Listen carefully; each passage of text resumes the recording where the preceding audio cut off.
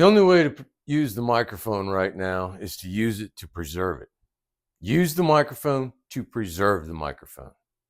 All the major influencers, the news media, all the national figures that have the microphone, using this microphone, they're advancing their careers and so on. They're in the national conversation, but they're not using it to preserve it.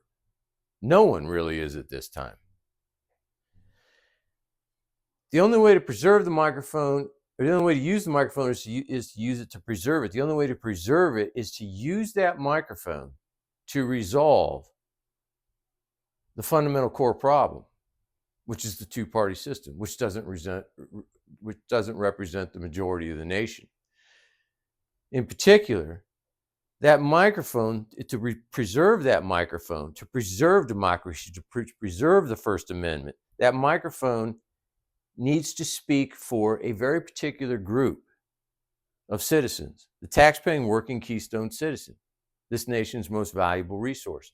The group of citizens that doesn't have the microphone, the group of citizens that is not represented by the problem, by the two parties.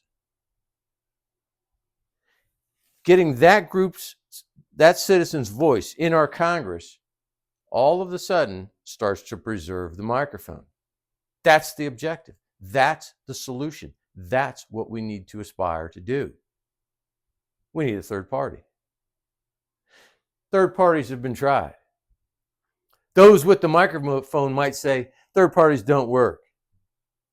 If you use that microphone to support a third party, many of you came together and used the microphone to support a third party, it would work.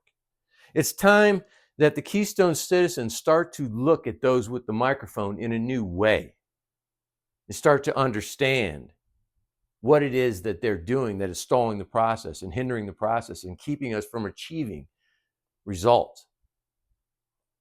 In essence, those who have the microphone right now, by their inaction, by their current course, by continuing to stay in the fight, in the fray, and in the argument, they are giving away the very microphone that has helped elevate their status over time.